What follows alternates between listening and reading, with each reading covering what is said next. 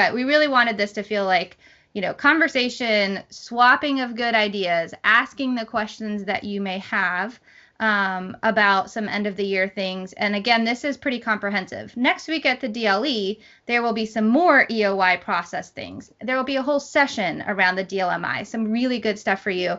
But we wanted to be able to provide you with just like, what does this mean as a library leader, and what do I need to do to prepare, you know, to support my libraries. So that's kind of what the whole big picture of this is, knowing that you all have very busy schedules and that you are juggling so many things. A lot of you, it's more than just libraries. And so our hope was really to kind of also provide you with some of the resources and things that are specific to libraries to get you started if you don't already kind of have process and plan.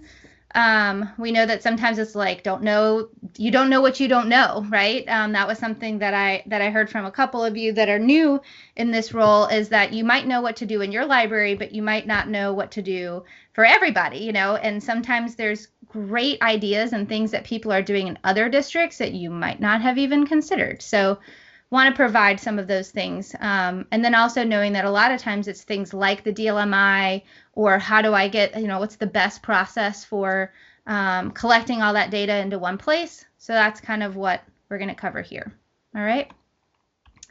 Like I said, Padlet is a great place for you to share. You can obviously always put it in the chat, and if we have your permission, we'll migrate it over to the Padlet for folks who watch the recording. But you'll see what I mean here, where we have things like kind of a big picture overview and checklists, things that might be helpful. We have a column for inventory, because that typically happens this time of year as well. DLMI, weeding, things like Destiny cleanup. We heard a lot about device management and what are their, you know, documentation around that.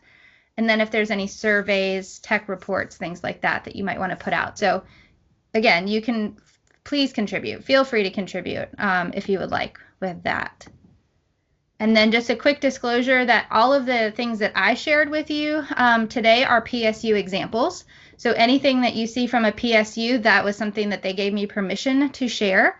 So, you know, that's in there. But I used ChatGPT to help brainstorm and draft some of the templates. I made a template for district guidance, and I made a template for a checklist that you could use with your librarians. Those were drafted with ChatGPT, and then I modified them based on my experience and the things that I heard from and read in some of the other guidance. I did not take any of that district guidance and put it into any of these models, because I respect that these are coming from PSUs. Didn't want to take their work and put it in there and ask it to modify it. So I just want to be super clear that, you know, yes, I used some AI, but wanted to share how I used it. So here's what I mean. This is like a big picture end of the year from Pitt County. Okay, so this is a memo that went out, some media reports that librarians may want to do, some device procedures. So again, this is very comprehensive. And then a checklist that this is coming from Meredith Ward Hill a couple years ago when she was in Pitt County, and the checklist that she provided. So you have this on your document and you have it in the Padlet, depending on kind of where you're looking at right now.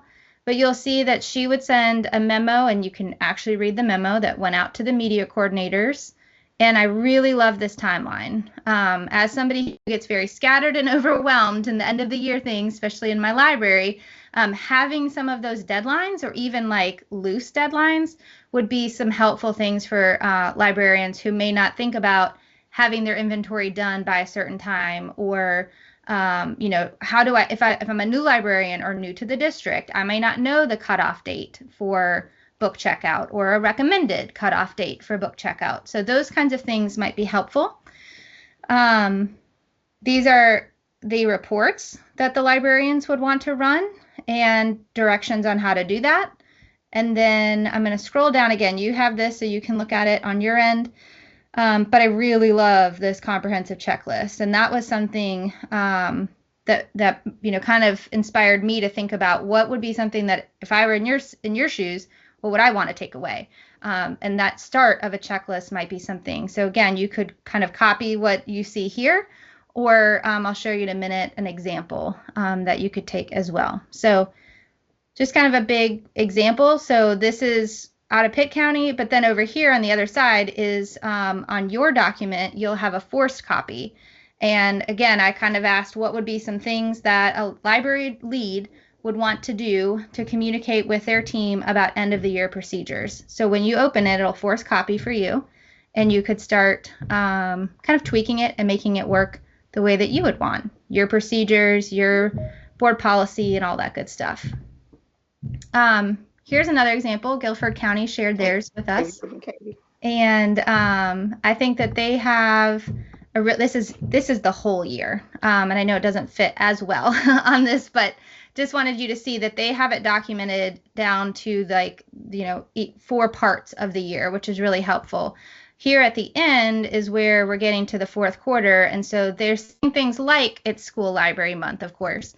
So some of the things, but then also you'll see over here ongoing things for them to do, but also these important dates, including they schedule a DLMI workday. So they have a day specified to support their library teams in how to collect that data. And then a week later is when they expect that report to be due. So might be something to be helpful for all of you as well. So that one is an example. And then here is our lovely Gaston County. And Laura was very generous and let me share. I reached out to her recently and said, hey, is it possible that I can share? And she said, let me let me get you the updated version. So hers is very comprehensive. I'll pause for a second too to see if you want to share anything about this, Laura. But she does have things in here like inventory and weeding, as well as getting towards the end. I'm clicking through, but you'll see towards the end here that, whoops. Sorry. Oh, that's good. No, I inherited this. I stepped into this role basically October 1st. And so this was a work in progress started last year. So it is ever evolving. And then we're also meeting next week face-to-face with everybody with sessions specific to SysUp end of the year tips, inventory end of the year tips face-to-face. So we're also having a face-to-face opportunity to cover all that too. But this just stays linked on our website, and it's definitely a work in progress. Well, I appreciate you sharing it. And, again, part of why I reached out to Laura was not only did I have the example from Gaston County last year, but Laura being new to the position, and back to that, is there something you want us to talk about in this meeting? Make sure that we cover that's helpful. And I asked the same thing of Kay, and I asked the same thing of Lila, who is also here. So reached out to all 3 of them, and I thank them for getting back to me with some of the questions and wonders that they were having, because I think that affects all of us, even those of you with many years of experience in this position. Again, opportunities to kind of learn, what's effective, what are other people doing. And I wanted to show you 3 very different examples. Here's more of a handbook that includes these things versus a year calendar of things to lead up to the end of the year. And then Meredith from Pitt County is really very focused on just end of the year. So you have 3 different examples. And then, yes, also on the Padlet, as well as the one-stop document. So those things are the same. It really was just a way you could collaborate and share some things on the Padlet. One of the things on there is this is that sample end of the year checklist for school librarians. So this will, I'll find out, Lila, why that is. Is that the Gaston County GCS? Is that what you mean versus Guilford County? Just clarifying. Yes, that's the one I mean. Sorry. Okay. Yes. At the bottom of that, the end of year where it says GCS School Library website, Yes. It takes me to an error. Yep, I was getting that too. I had reached out to Laura. And why that is I think it's because it's on their closed Google network. So it's really only viewable by folks that are logged in. Oh, that makes sense. Yeah, but you should be able to still see this. You should still be able to see the whole handbook. Yes, that's perfect. I'm just always curious what other library sites look like. I got you. Understand. I don't mind sharing it.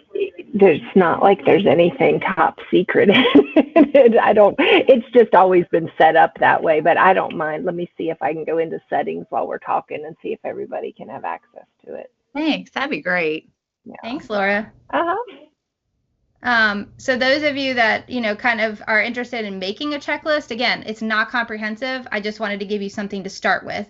So you could, take some of the things that you like from these other examples and modify this template that you see here if you don't already have one. So this one is a specific template that you would hand over to your librarians.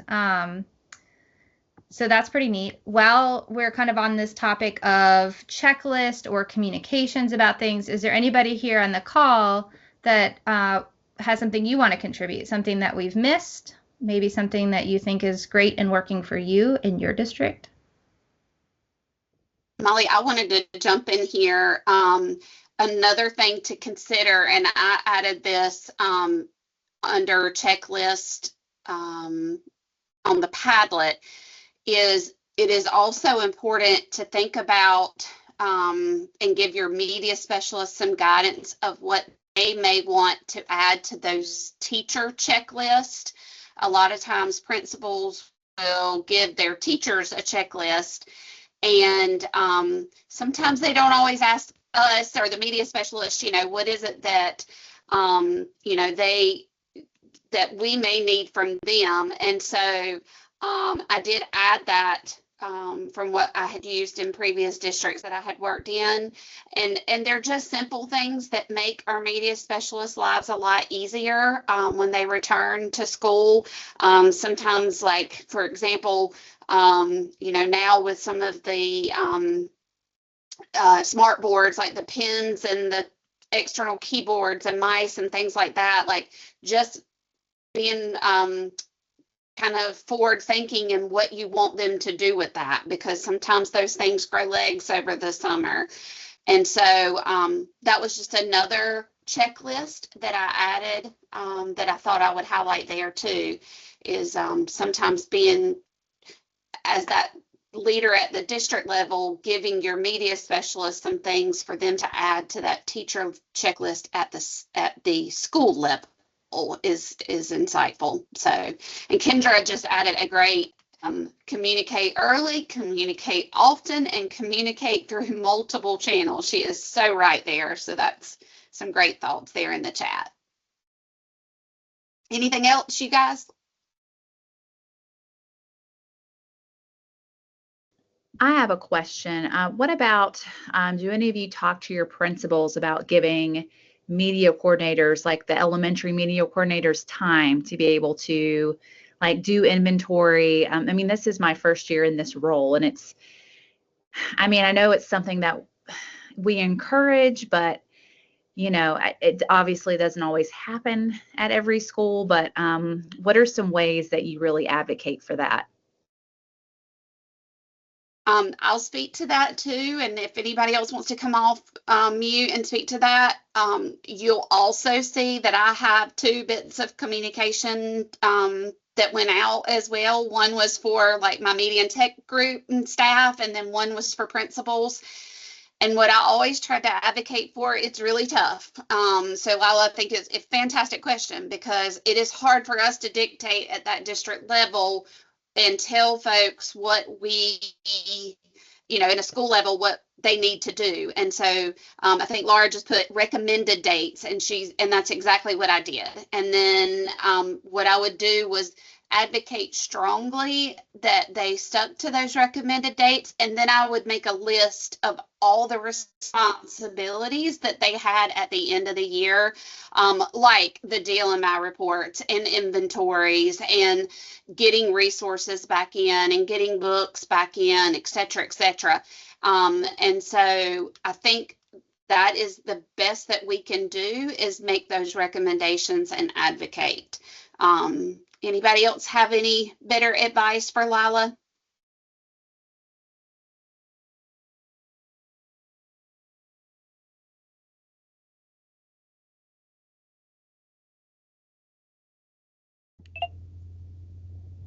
Sounds good. I put this up here. This is one that, I see, Meredith, this is that email from the Pitt County one where if you see it says CC the principals. So the superintendent and the principals would actually get this message that you're seeing. And that's exactly what Heather was just talking about, being very clear about some of those dates. And I mean, I think this gives a pretty good, if this came across my principals, they'd be like, I had no idea, I didn't know this is what I had checkout happening up until the very last day of school. So I think that there's power in somebody in your position sending that message so that each librarian isn't having to do it on their own. So I think it's just a great example. And I don't know that it has to be, again, might not be this comprehensive, but having some of those big items that they are expected to do is important. So thank you for that question, Lila. The other thing, Lila, is, if your media specialists are the ones responsible for collecting Chromebooks, I had our media specialists work with their principals on developing a Chromebook plan. And the sole purpose of that was so that they realized exactly what that entailed. And so then that needed to be shared back with our department more than anything, so we knew how to support them. But, that was, again, back to Kendra's point, that level of communication, but also a little level of advocacy there too, so they knew all that was going on and all that it took to get those devices back in and accounted for. Looks like Kendra's coming off. Come on, girl, tell us. Would you be able to share that? There we go. Sorry. Would you be willing to share that plan? Would you be willing to share that plan with me? Because we collect iPads, laptops, I mean, all of it. And so something like that would be really helpful. It is all in the Padlet. Some of it is in Okay. the checklist, and some of it is in device management, but it is all there. And if you need further guidance on that, feel free to email me, Lila. I got you, girl.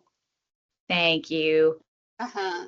Yeah, no, Heather, to echo what you were saying, I've been trying to have that conversation because some of those things for us here in Wake, I don't control, that there are other people making decisions and they're going to ask the same group of people to do something, but it's coming from, different groups who don't necessarily look to their left and to their right to see, who all is asking something of a shared group of people at the schools.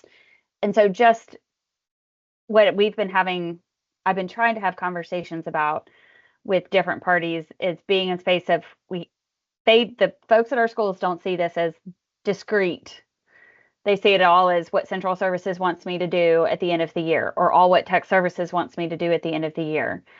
And so we are responsible for coordinating and putting all of our ducks in a row so that is, it's sort of the feeling when you were in school and all of your teachers scheduled a test on the same Friday and you were like, why did the teachers on my team not look at each other? So I didn't have a test in social studies, math, language arts, and science all on the same day. It's that feeling, right? And so that's also been part of the communication work and sort of the organizing that I've been trying to work on here that hopefully my folks won't ever see, but they will hopefully have the evidence of, a more comprehensive timeline, a more comprehensive ask, so that if they are advocating to a principal, that it's not them who have the responsibility of going, I have to do this and this and this, and putting all that together, that they're able to sort of collectively already have something that says that they can go, I have to do all of this. And that already exists for them. Yeah, that's a great point, Kendra. And I'm glad you brought that up because I'm coming from Wilson County, and when I was the tech director there, I had tech and media together. And so I'm so glad you brought that up because some of you may not have both of those pieces together to have that control. And so part of your role may need to be reaching out to the tech side to be able to bridge that for the media specialist. And that's such an important point there, Kendra. Wonderful thought.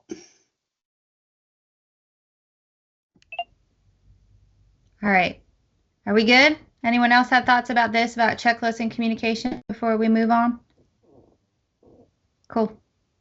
And I get those Wake Media monthly updates, and I noticed that it was kind of mentioned already, like, hey, more is coming because there's a lot, another update's coming in a couple weeks because there's a lot going on.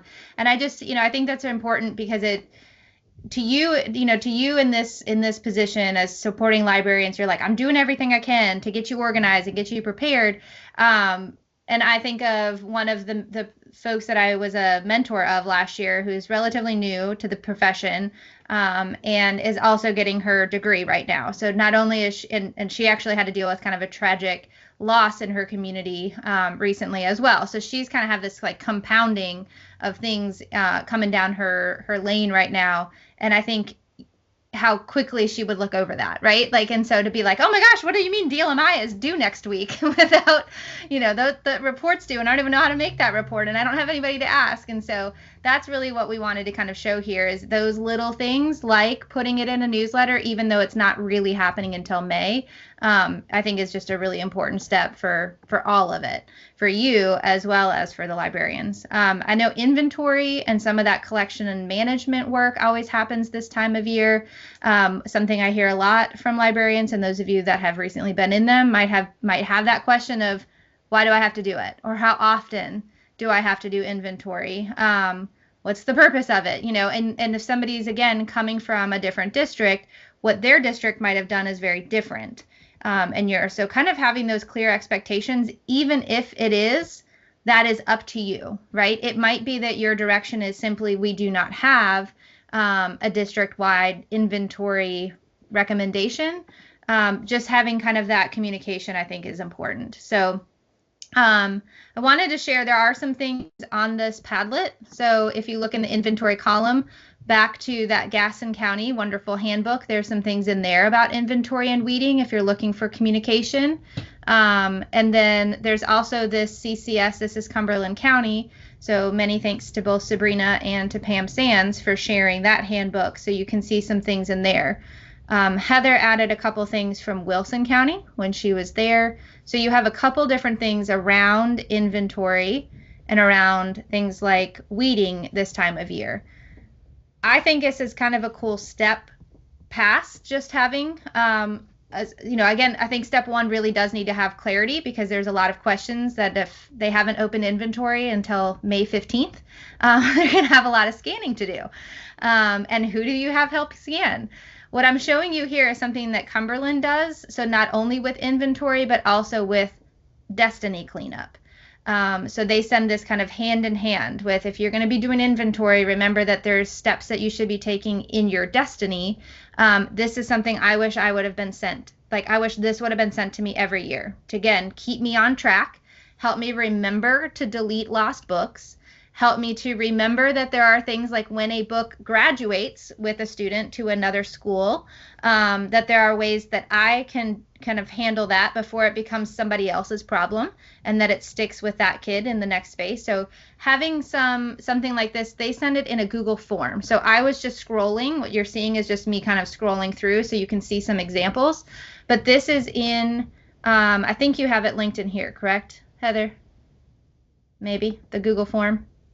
Actually was just looking at that and I was realizing I don't think I do, but I will add it. I will make myself a note of that right now. And it is right here. So if you're in the one-stop document here under EOY process, Cumberland County's Destiny Cleanup Google form. Actually, it is. It's under Destiny Cleanup. I'm sorry. Perfect. And I think this is really kind of cool that they set it up so you can do this. You can hit option 1. You're not messing up their data if you go through this. It's just a copy that they're not monitoring. It's separate copy from what their library is. It's the same information, but if you go through and play with this, it's not messing anything up on Cumberland's side. But I just wanted you to notice that the other part of this that's really cool is they have these tutorials. I was told they're updating those tutorials, so they links may or may not work, but just want you to be aware that they also created tutorials. And I think, again, that's a lot for you. As a library leader, this might be a lot for you. Tap into your veterans.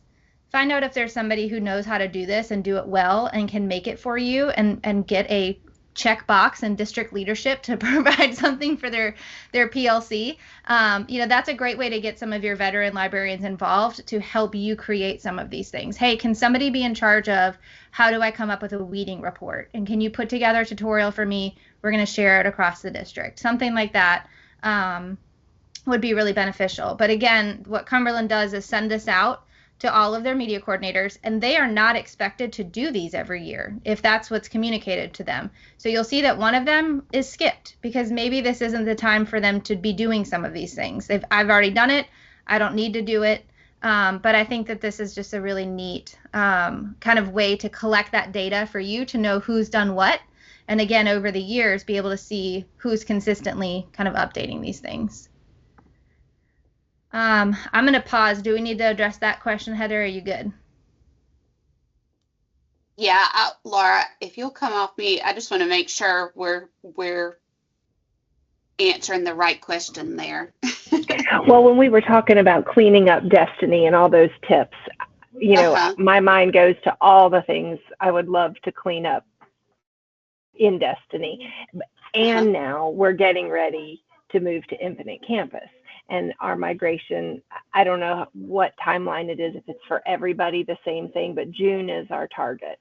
So I just wondered if there's been any tips that, are there other districts outside of our state using Infinite Campus and with Destiny, and any tips, anything we need to be aware of? Because I'm hoping that that's just a really smooth experience and an opportunity to really have a clean start with Destiny when we move. Erin's jumping in. Yeah, so we're on Infinite Campus this year.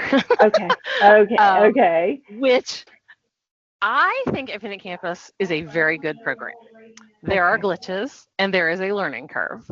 Of all the things I had to set up, and I had to set them all up, right? Like I had to help get the data in there. I had to set up all the integrations with Canvas and Clever and all these different things. Destiny was by far the easiest thing I had to do because in my district, we choose to do an SFTP poll of just students, and we manually handle adults because we have such a hard time getting adults into the student information system in a timely fashion for when we need to do things with them. So I literally just made sure that our data was clean, and I made the poll. I just did the poll, whoever's in your tech. I work in the tech department, so I'm sort of like in both C&I and tech. So you might need somebody in your tech department to help you with this, but it's not hard. I literally just went in and built it to pull, students' last name, first name, grade, homeroom, email, all the things. It was super easy. And then I called Follett, and they helped me make the switch from our old poll to our new poll. Okay. I have a great help. I won't have to do that myself. I'll just be a part of the process. So that is encouraging. You mentioned something though that I was hoping that we could do would be pull the staff data, because we have always manually put them in too. However, I have teachers in as students. We have, 51 schools with different variations of the way the staff is either not updated or is updated. We just, time gets away from us, and that's low on the list of priorities with them in their schools. So any suggestions? You think it could work to do the staff poll? I know it can. I will tell you this. I am responsible for putting every staff member in my district into Infinite Campus, and it is more cumbersome than putting them into Destiny. Much more cumbersome, because I have to have their UID number in order to get them in. It has to connect with the state. Then you have to make a local ID. Like, it is really a 20-step process to get them into Infinite Campus. And it's, for me anyway, I just built an upload, and I use the patron import tool from Follett, and I just put it all in a spreadsheet and upload it. And I'm done. It's very, very fast and easy. I did spend some time a few years ago, before we even knew that we were leaving Power School, cleaning up the staff in Destiny. Like, I spent some time doing that, and once I had it cleaned up, then I felt better. So like you may want to start there. Infinite Campus is going to have issues. Like, it just has some like tweaks, and every single district's connection to Infinite Campus is slightly different, which means every single district has to build their own connection to all these different programs. It's not like the state is making that happen for you. It's just not, that's just not how it works.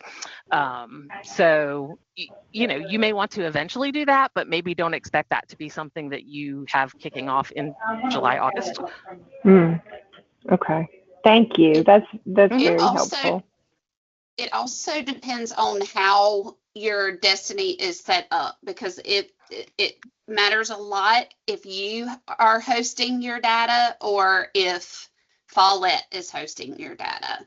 So, and how that data sync is running. So, that just varies district to district. And the size of your district. I'm in a small district. If I were in Wake County, there's no way I'd be doing this. Okay. Yeah. We 51 schools. So. So there's a lot of, there's a Destiny. So here's the SIS data goes into Destiny, but there's not any PII that is pulled out of Destiny into the SIS. Right. And so you may have, like, essentially what you delete out of Destiny is gone forever. So whatever then comes from your SIS goes back in. Like, I used to tell media specialists, if you go in and you clean up your home rooms, if you accidentally delete a home room, it's going to sync overnight with your SIS, and it's going to add that home room back in, you know, with the correct students in it, if it's, of course, set up correctly. So that may be something that, you know, if that's a concern for anybody on the call, that may be something you want to reach out to your SIS coordinator about and find out what that sync looks like now through PowerSchool. And they may be able to give you a little bit more guidance on that, because that would be the main thing. That would be the main thing there, is how it is synced. So. Okay. Thank you. Yeah, Erin, great points. Thank you for sharing how you've had to go about it. Bless your heart. Yes, thank you. And these are good questions. I think that, these things all go hand in hand, and it goes back to that, like, what might you want them to do by the end of this year to clean some of the things up before that changeover in the summer. So, I appreciated that there were a couple different checklists that were shared for inventory for Destiny cleanup. So you have a couple different examples in there to see that might get your brain going about that specifically, and what do you need to be prepared for that, for those of you that are in phase 2. I'm going to do this one very briefly. Just again, we're getting close to our 4:30 end time, and we will definitely stay in chat since we had such a fun delay in getting you in here. But again, I asked Meredith about if she wasn't able to be here, but I said, can you tell me in your words? So something that those of you, again, who may be new or think about how you are going to communicate this to your new librarians, why do you have to do this? Because it's something that, again, I hear from librarians. Why do I have to do this report? Why do I have to share this in? And they might be having done it for years and still don't have that clarity. So I wanted you to have something you felt that you could kind of copy paste if you don't already have something to share with why do we do the DLMI? Why do librarians ones contributing this data?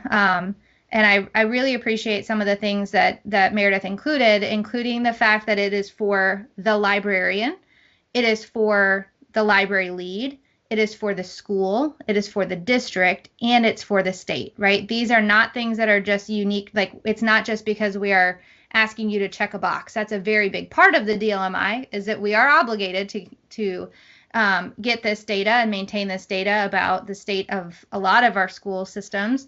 But I think that it's important we know specifically why librarians are being asked. And so that's what this language is here.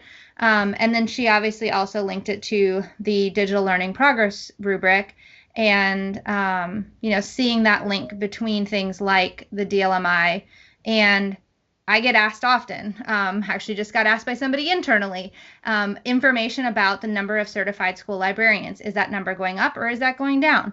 And so things like that really are important because it ties back to this rubric.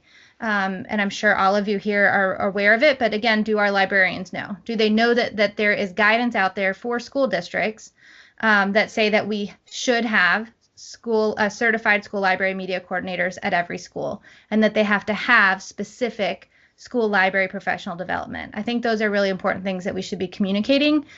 So when you send out something like a Google form or an email or however you collect that data that you get from your librarians, maybe putting a little blurb in there that says, this is why we're asking. Yes, DPI is asking, but also, here are some things that might matter to you, because we're also advocating for your position to be certified. We're advocating for you to get professional development, and so we need this data. I appreciate Kendra. She shared, I actually reached out to her because I was like digging around in some things. Can I share it? And this is her, the Wake County example of the end of the year report survey that they put out. So what you're seeing is the document version. And again, this is in the Padlet and it's in that document. This is from a couple years ago. This is the 2022-23 document. And it's important for you to know that it does adjust annually. The questions from the DLMI in 2022-2023 have shifted slightly, not a lot, but they have shifted slightly. So you would want to make sure to update this annually. But these would be some of the data points, specific to the DLMI. And what I really liked about this example and why I wanted to show it to you is this is kind of like a document that would serve as a worksheet for them to be able to fill out. And if you scroll a couple pages, you see where it says the total number of print titles. Those of you who've been doing this for a while probably know that the answer that a lot of people give you is copies, not number of titles. And the DLMI is asking for number of titles. So I love that in pink underneath is this very specific instruction for how to pull that information. And I'm sure that it saves Kendra and her team a lot of emails. I'm sure some still come about how to do this, but it probably prevents quite a few as well. And there's a lot of shame sometimes in asking questions. I don't know why librarians are we are the most question asked humans, I think, on the face of the earth sometimes. And yet we're embarrassed when we have to ask a question.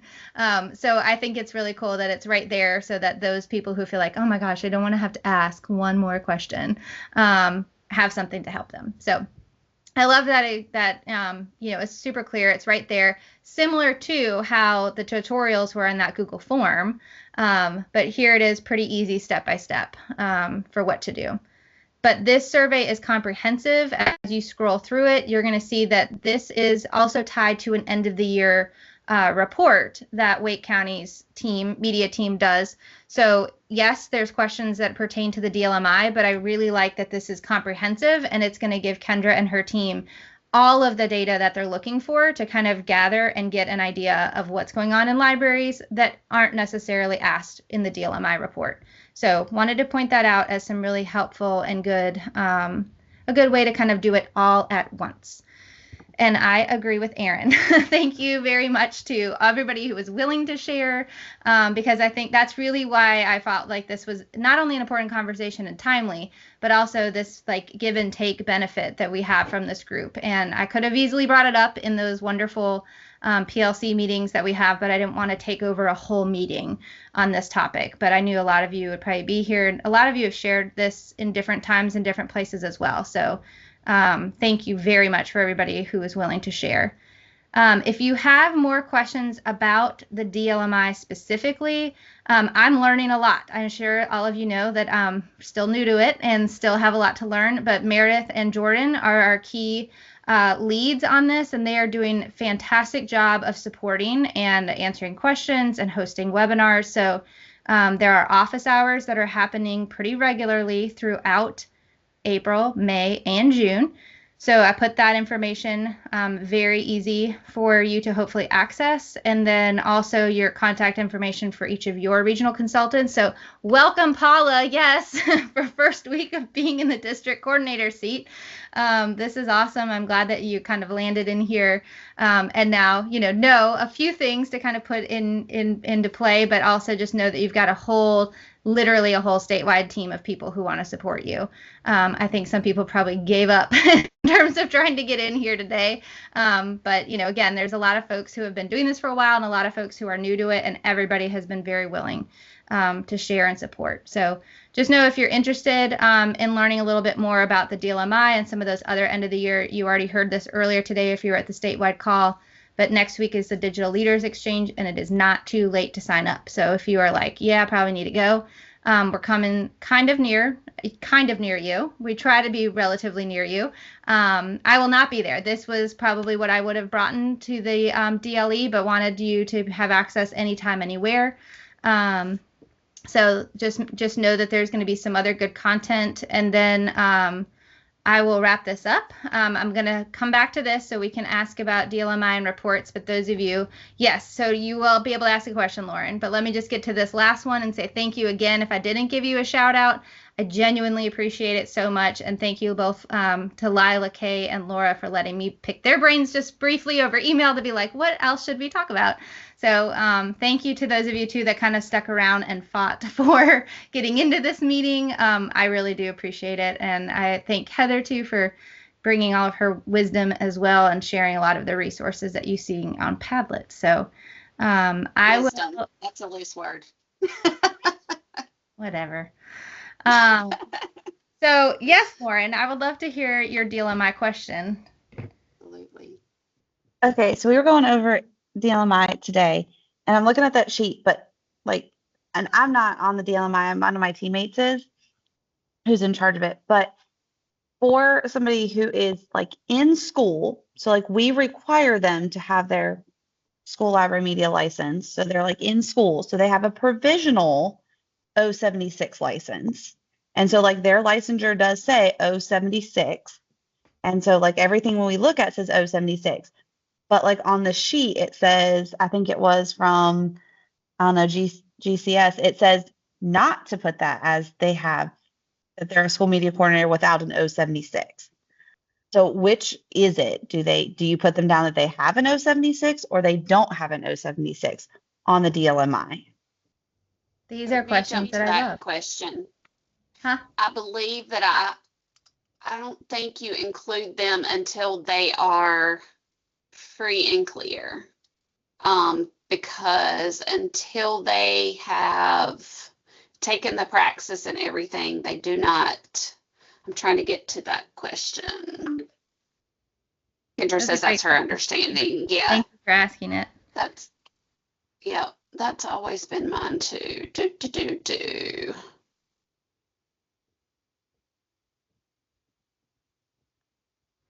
Very much the things that I'm learning as well.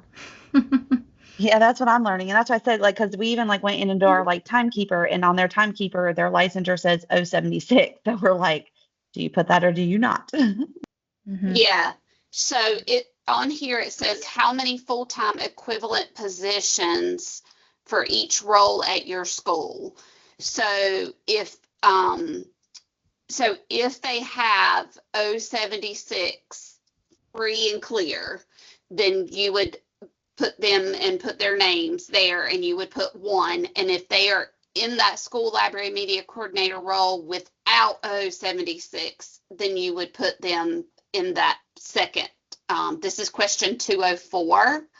And so you do not count them. You count the position, but if they are not 076 free and clear, then you would not count them.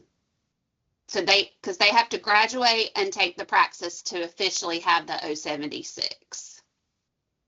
If that makes sense. So if they're still doing coursework, then they do not count. That's good. Thanks for the clarification. Mm-hmm. Yeah, go for it, Erin. So one of the new to me things is that you can do some uploads for some of this DLMI stuff, which is helpful because I have to do the district one, and I also have to do it for 3 of our schools who are missing the staff who normally do it. And if you go that route with staff, one of the columns wants you to choose a position acronym, but it doesn't explain what they are. And so I'm not sure what to choose. So like it has a C, SLMC, which I'm guessing is like not fully certified, and then has an NC, SLMC, which I'm assuming is full certification. But nowhere does it explain that. Does anybody happen to know? Have you looked at that upload template? I have not. That is, I think, up at the top. That's what I was thinking. Kendra just said NC not certified, C certified with a question mark. That's what I would have thought. That's what I think. I think NC is not certified and C is certified. Perfect. Okay. That makes a lot of sense. I just kept looking at it and I'm like, well, I could argue either way. So I wasn't sure which way to choose. Okay. Perfect. Yeah. Thank you, Kendra and Sarah. This is that school level or district level you're looking at? For the upload. It's, oh, I don't know. I already made a copy. It's school positions. Okay.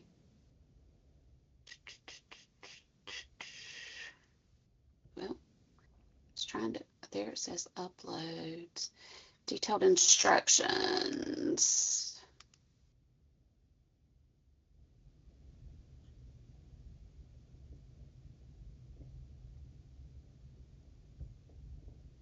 Telling you, my internet really is slow today.